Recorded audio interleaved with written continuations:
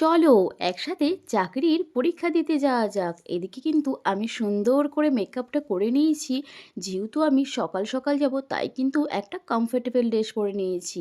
আর আমার কাছে কমফোর্টেবল ড্রেসের মধ্যে কিন্তু সবার প্রথমে জিন্সই আসে। আর শুধু জিন্স পরলেই তো হবে না, তার সাথে ম্যাচিং করে একটা টপও পরতে হবে। ইস বাবা, তোমরা আবার আমার এই টাকাগুলোতে একদমই লোভ দিয়ে দিও না। এগুলো কিন্তু আমি পরীক্ষা দিতে গিয়ে ফুচকা খাবো বলে রেখেছি।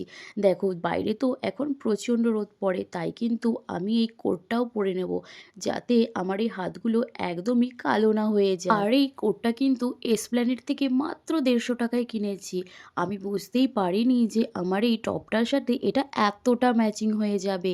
দেখো তো, এরপর তোমরাই আমাকে কমেন্ট করে বলো যে এই কোটটা পরে আমাকে কেমন লাগছে। আমি তো ভাবতেই পারিনি যে এই কোটটা পরে আমাকে এতটা সুন্দর লাগবে।